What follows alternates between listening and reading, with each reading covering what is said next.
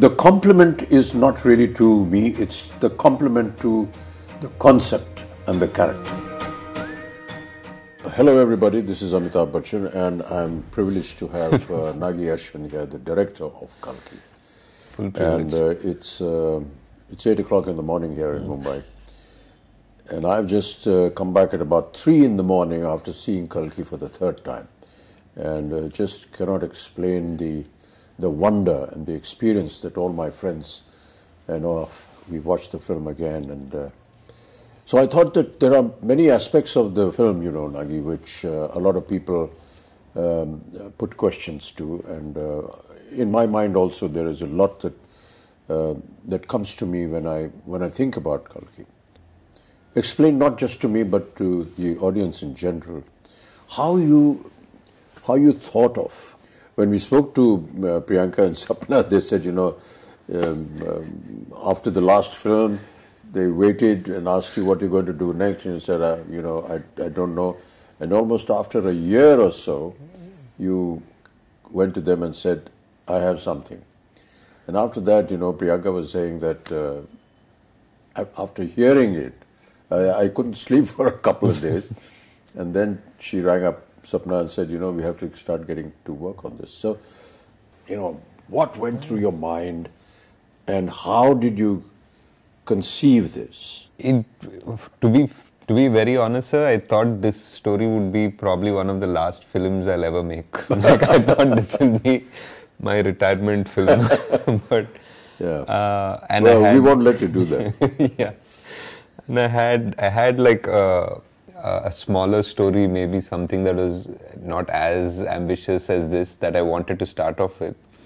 And somewhere along the way, like those few months after Mahanati, I was coming across either articles or like some sort of videos about the Chiranjeevis or about some sort of a Mahabharata connect. And I was even seeing some articles where I was seeing that maybe some production houses in Bollywood were starting to think about Mahabharata or Ramayana and all of that at that time. And I had this story, I had a germ of this story already by then. And I was like, okay, so maybe it's time to bring this out of hibernation. And I took it out and I started living with it for a few weeks, and I realized that the energy that it would probably require to bring this to life and to bring it in front of people was something that I probably had now. And I don't think, to be honest, me, Swapna or Priyanka fully knew what we were getting into when we had that first narration. That's what they also said, they suddenly realized, oh my God, we need to start working on this now if this concept and this dream has to fructify. Yeah, we started with one concept artist and we thought, we'll conceptualize the main sequences of the film, but as we kept going deeper into that rabbit hole, so to speak, we realized every single thing had to be conceptualized and every single thing had to be built, and we realized it needed an army. Yeah, you showed me a photograph of Ashwathama who has aged and is now fighting Bhairava. Fighting Bhairava. And for someone to have had that kind of a visual in mind, and then to be told about the title, Kalki, and 2898 AD, and I couldn't understand that. So maybe you could explain for the benefit of the audience.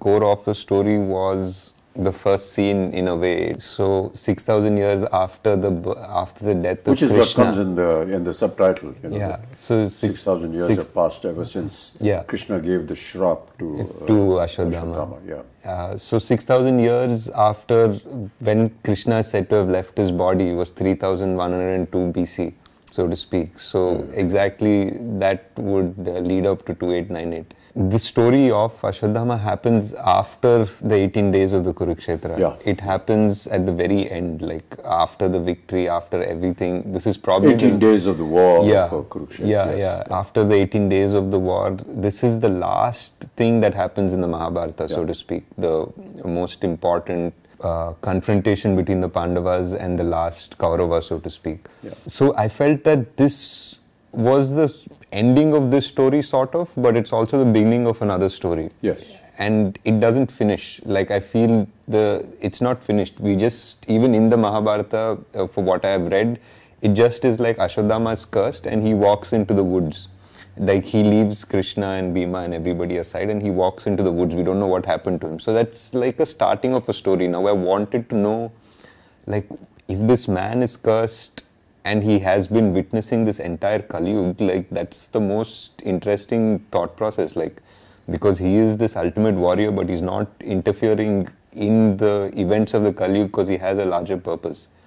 So I felt that it was audacious in a way for me to attempt to think that I'm finishing something that was left in the Mahabharata, but I was like, nobody's done it yet, so let's give it a shot. Yes. But why did you think like this, that I want to know what happened after that? Because in a sense, the Mahabharata ended at the end of the war after 18 days. Krishna gives this curse to Ashwathama, end of matter. Yeah. But you said you thought, okay, what happened after that? I had really loved this dialogue in that first scene, sir. What we did, like, after Ashwathama says, kill me now, I'm ready. Yeah. And then Krishna says, no, death is not a punishment. And then we have a wide shot of this battlefield with hundreds and thousands of people who are dead. Yes. And that, for me, even when I was writing it, that just felt like it had a deeper meaning. It feels like, Mahabharata has killed millions of people, but Krishna right now is standing there and saying, death is not your punishment, having to live is your punishment. That just meant, like, maybe there is a whole karmic level to this whole thing. Mm-hmm. And for Ashwathama also, I felt that anger, like, though he was very cruel in that particular moment, that anger was justified because he just felt that his father was killed very unjustly. And his father was a great warrior and he was killed in the most unjust way. So his anger was justified in his own way. So now his redemption is also very justified. But we never know if that redemption ever comes, because it's not like Ashwathama is always been evil or something like that. He's actually a very noble warrior. He's meant to be an avatar of Shiva. People say, like, Drona prayed to Shiva to get a rupam of Shiva as his child, and that's how Ashwathama was born. There's a beautiful, beautiful couple of pages in the Mahabharata that shows before Ashwathama enters the Pandava camp to massacre the rest of the Pandava army. He sort of, Krishna had put out a barrier. He had put out, like, his magic in a way. He's put, like, the biggest celestial guardians around the camp, and he went back to the kingdom. And Ashwa came and he realized he can't cross those celestial guardians. And for that one time, he became like a Rudra Roop, like he became Shiva. He entered one pyre and he came out like Shiva. And there's Kripacharya watching this, and he became so scared, like he actually ran away from that scene because Ashwathama was so terrible and so magnificent. So that character always intrigued me. Like, you can't have an avatar of Shiva who is the greatest, is the son of the greatest warrior, and not know how his story ended.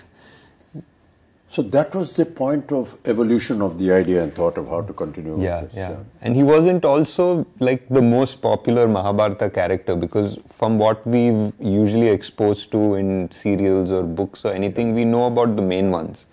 We rarely know much about Ashwathama, but I feel he was multiple times capable of destroying the Pandava army if not for Krishna. Like, there were astras that only he could use, and only Krishna knew how to stop them. After 6,000 years. Yeah. You hear the words of Krishna saying, that when there is no water in the Ganges.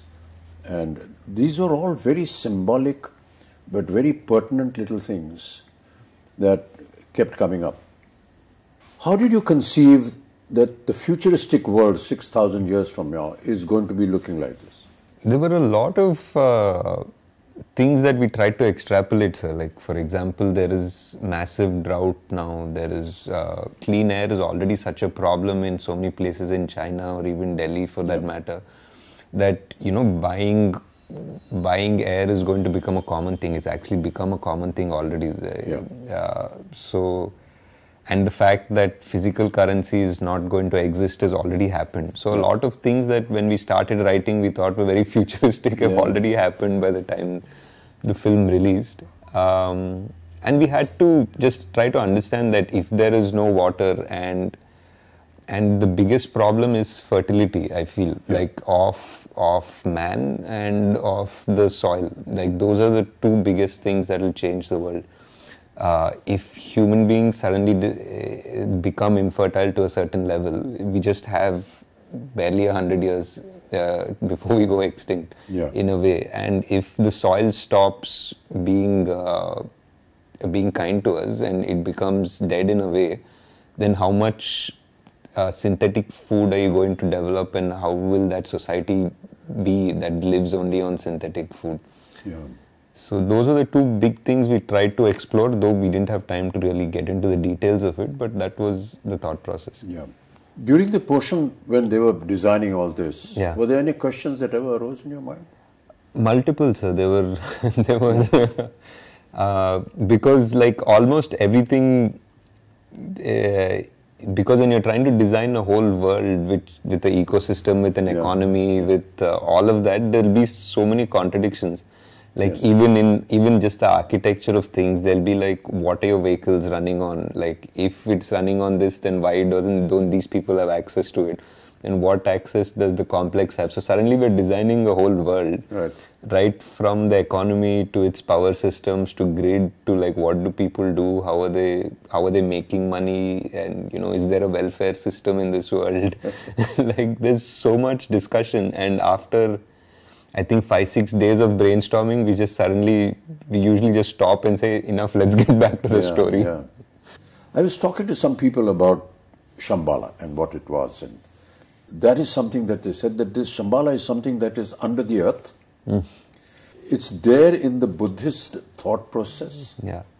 I personally felt that there is a scene when Mariam comes forward before she sings that song, to that circular that design, mandala, which I don't know whether I'm correct in saying that, but it's a very Buddhist. So is that what went through your mind? It was, sir. I think the idea of Shambhala is something that is very similar to our culture and Buddhist culture, even Persian culture. They have different names for it. And I felt that it's very interesting that all of them have names somewhat similar also. Somebody calls it Shangri-La, somebody calls it Shambhala, and all of them say that it's a place where people are going to sort of retreat to in the Kali Yuga, when adharma becomes so much more outside, and that's where the avatar will come, the savior will come, so to speak. So I felt it's very interesting that so many cultures have the same idea. And the idea of the symbols in Shambhala was like a mix between the chakras that we have, the Sri Chakra and all of that, combined with the mandalas that Tibetans have, which are so similar. So that was that. We just wanted to find, I think in the production design discussions that we were having, we were always trying to see like how culture would be amalgamated in 6,000 years. It wouldn't be like sharp lines between cultures and traditions. Things would probably get merged a bit. But it's, it amazes me how one person's brain could have designed and thought of all these things. I couldn't have, sir. There was a production designer, Nitin Zihani. We had multiple meetings. We have a concept design team which is really good. They're from Jaipur, fully Indian, like Immortal Collective. We had an in-house storyboard artist, Venu. I mean, for a movie like this, I would say that we probably required a bigger team, but the team that we had was fully on board, and everyone was constantly ideating. I mean, I definitely had to okay the final aesthetic, and I would guide them and direct them the way it had to go. But if not for the concept designers and Nitin's brain also, this wouldn't have come out the way it has. Kamal that day when we had a general, Yeah, when we were talking to the rest of the guys, he said something very nice. yeah. He said, a lot of the filmmakers come to me and they describe the story and they give me very efficiently made Concept storyboards. Yeah. But the point is that his opinion was that how does this storyboard actually get into practice, and what is the reality of it? It's all right to make some drawings and come, but he said that when I saw this and when I heard Nagi, I thought, gosh, it's going to be another one of those storyboard things. But then Nagi showed me some visuals which he had shot, and I believed, and just went ahead with it. What was the idea of the complex? The idea of the complex was, it was like everything is there. It's beautiful. It feels like heaven. There's water. It feels like, animals are frolicking happily, and it's clean air and all of that. But there's something that feels unnatural about it as well. There's something that doesn't feel real, and it doesn't feel it belongs there. So it was that aspiration of man.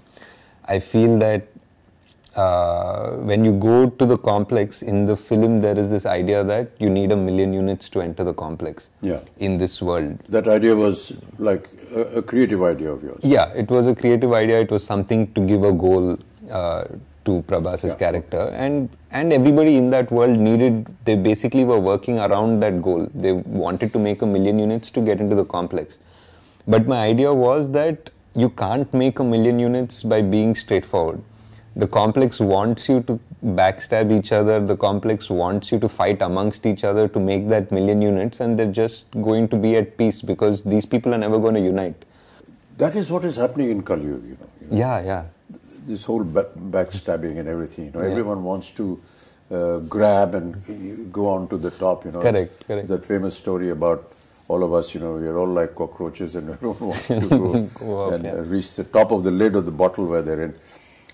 So, you are catering to an audience, and there are many portions which I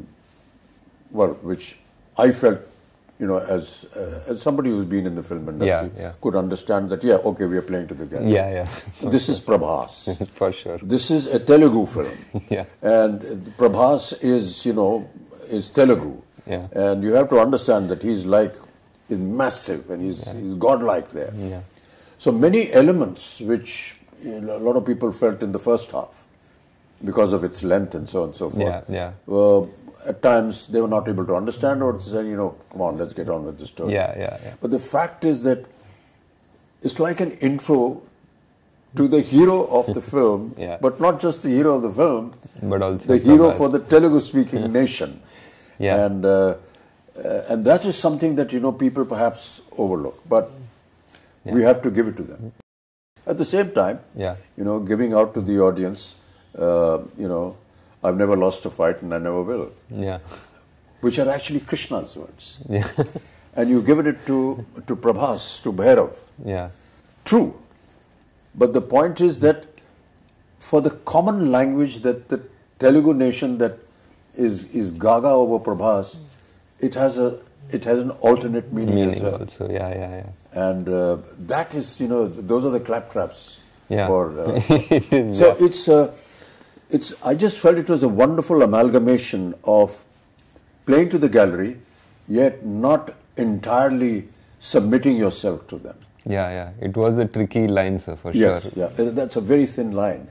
I mean, I would love to go and sit in a theatre in Hyderabad and sit with this Telugu-speaking audience when they're seeing this, because they must be going wild when they see Prabhas saying this, and all the comic interludes that he has, and they had wonderful little snippets, that she comes out with, which are valid for the film, yet extremely valid for the common man. I mean, how did you think of that?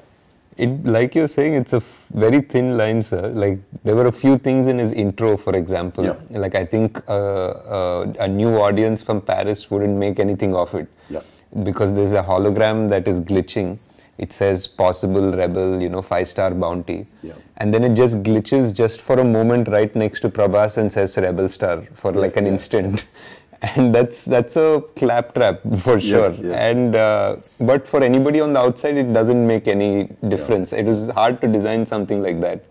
And there was something also where Bujji says, I have some fans, and Bujji says, yeah, you have a rebel fan. Yeah.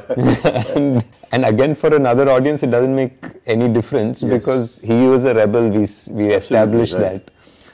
But that's what I felt. It was a brilliant amalgamation of playing to the gallery and playing to the audience in Hyderabad, yet not moving away from the concept of the film. Yeah. The concept of fertility. Yeah. Was that a story imagination, or is there some kind of a link? It was a bit of a story imagination, sir. It felt like in the Kali Yuga, like what is the last thing that can be taken away from us is the gift of life. People's morality and this and that and everything. And the last thing that would die is the actual gift of life, like whether it is food or whether it is the chance that we procreate and make and continue our species.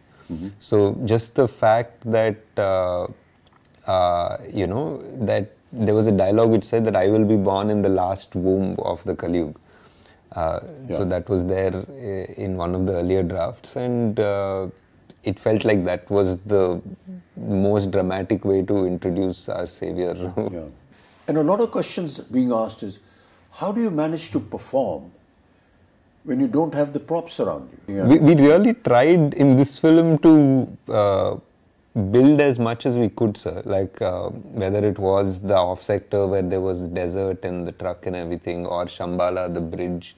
We tried our best to give as much, but yeah, there were definitely sequences where it was just a blue screen.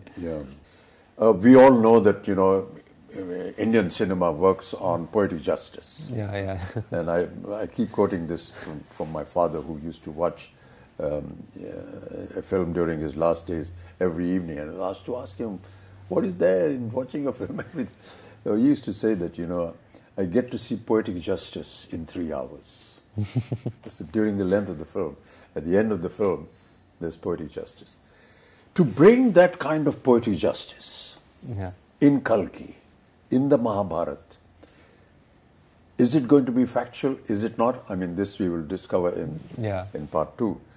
But did it ever cross your mind that, there has to be this aspect of poetic justice in the film? Definitely, sir. I think so. I think Ashwathama's character itself is that idea of poetic justice. The way his character starts and the way it needs to finish. Yes. There are many little things which, which were done and shown in the film. But its essence was actually realized by the audience. It's like Sumati's Agni Pariksha in a sense. Which was so beautifully done. And we talk about Agni Pariksha, but we never visualized that it could be like this. And you have the carrier of the next avatar go through this Agni Pariksha, which you show Sumati walking through this, ball of fire, and nothing happens to her. Whereas when the fighters go through it, it doesn't burn up. So, what was the thinking behind that? That is definitely one of my favorite sequences in the film, because it also parallelly brings in all the 3 characters. Like it brings in. It's a kind of a chastising of Sumati in a sense. Yeah, in a way. And Ashwa realizes at the same time, Bhairava at the same time. And for me personally, it was the reference of the Krishna and Vasudeva walking through the river in the Dwapar Yuga, like as the river parts for them. It felt like in the Dwapar Yuga, the water element parted for God to give him safe passage. And for me here, it felt that the fire element parted for God to give him safe passage. So that was my thought process. I mean, there were so many challenges, even from the point of view of, say, the DOP or the cameraman and everything. You have an 8-foot giant, and you have the rest of the cast here. And there were so many times when we took hours, because how do you light up a place where you're going to see both the characters together. Correct. So my lighting is going to be different. Yeah. And my whole atmosphere is going to be different. My concept of looking down to talking everyone. And everyone's looking up to talk to me. Yeah. And how we actually managed to do that. Yeah. There were times when I was having this little stick poking out from behind me and saying, my face is not here, it's somewhere up there. Yeah. And it was quite amusing, but how wonderfully it all sort of... It all came together. Like how many times we had to do each shot 3 times or 4 times. Yes. Yeah. Even when I was writing, I always thought Kalki was 2 watches. Like it was a repeat watch. Like the first time you watch the film, you watch the film. And the second time you watch it with the perspective of having seen it again. So you see so many things in a new perspective almost. Yes. In a way, it's almost a new film the second watch. Yeah. So I always felt it was a 2-watch movie at the least, and it's great because I think we went for the evening show, like all of us, to see it, and on the first day, and by the evening show there were people who already knew the dialogue, so they were already watching it the second time. Yeah, I finished seeing it for the 3rd time last night. I'd really like you to just kind of summarize the whole experience before we end up talking. Yeah. Because we could just carry on, for a long time, yes, sir. I think for me, it was just, it was a dream definitely to put together this world and all of the influences and the stories that I've loved, and putting it together in a world in a coherent and an understandable and enjoyable way. And to see now, today, that dream has come true and people are actually agreeing to watch such a film and love such a film and accept it. It's not just, I think, just for us as a team that's been working on it for 3 years, and the actors that have put in so much time to do it. It's not just a win for us, I feel. Yeah. I feel it's a win for the industry in a way, because like producers, actors, directors, writers now have a validation that they can think differently. Yes. Now they have a validation that they can greenlight projects which probably wouldn't have, because now there's a Kalki. Now there's a Kalki, a producer will listen to a story that is a mytho or a fantasy or something. Yes, yeah. And an actor will be okay to greenlight a script. So I think we have moved forward in the right direction, and I'm very glad that Kalki was able to do something to have that change happen. Yeah. I just wanted to, I mean, we won't get a chance as often, so I just wanted to ask what in the scenes that you've done, like what were your favorite scenes in the film? Yeah. It's very difficult to pick one particular scene, Nagi. Right. And I'm not just saying it because I'm a member of the cast and crew and it's our film, but quite honestly, it's very difficult. Really, the purpose of talking to you, Nagi, was that. Yeah. That it's, yes, it is a film. Yes, it is make-believe.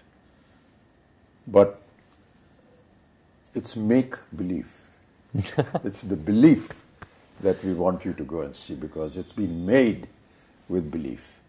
And that belief is what is the strongest point that I feel in the film. And each time I see it, it's that belief. Yeah.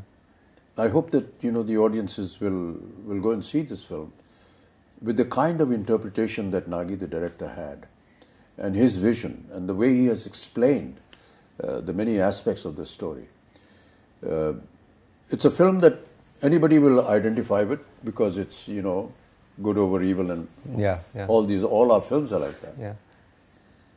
But to give it the depth and bring that mythological history, culture into the open and prove it, that is what was challenging for Nagi, and that is what I find he has been able to find victory in that challenge. So now we wait anxiously for part 2. For part 2. How is it all going to end? And so we look in great anticipation. Thank you, sir. Thank you. Thanks so much, Nagi. It's been wonderful talking to you. Yeah, sir, I know you don't like or appreciate this, but this is one of the few chances we have to thank you for all your patience. No, You know, and the whole country, sir, like whoever I speak to, Yeah. I know you've heard this already so many times, but it's just such a pleasure to see you in that avatar, in that role. Yeah. And so many people, I did a bunch of interviews yesterday and everybody just said, thank you for giving us this Amitabh Bachchan. It's a a huge fan fallacy, thing. actually. I don't I know believe you it. don't like any of No, it, sir. it's not a case of liking. I just feel that the compliment is not really to me, it's the compliment to the concept and the character. Also, And that speaks volumes about the film. It's not a personal, you know, okay, I like this star, Yeah. and he was good and he acted very well and so on and so forth. So Yes, sir. when they compliment a Prabhas or a Deepika and anyone else and Kamal, you're actually complimenting the concept of the director, Nagi, who was able to conceive and put together this story. It's all very well to go to an audience that's coming out of a theatre Right. and say, "Kaisi lagi film bhaiya?" So they said, "That's बहुत अच्छी film है यार." यार उनसे सुने नहीं समझ में नहीं आया ये नहीं हुआ. It's not that. I think that we need to catch some people who, the youngsters, and say, you know, let's sit down and have a chat. And what did you actually see? What did you think of? What was going through your mind when you were watching all this? It would make a very interesting subject. And I'm going to catch Abhishek and Please do, sir. That would be Navya, great. my granddaughter, and have a chat with them, much like we've had here, Yeah. and ask them some very pertinent questions. Right. Thank you, Nagi. It's That'd be been a great, pleasure. sir. Yeah, Such a thanks so pleasure, much. such a pleasure, sir. Thank you so much. That's the end of our very long, intricate conversation. And I hope that you enjoy the film when you see it. Thank you so much. Namaskar. Great, sir.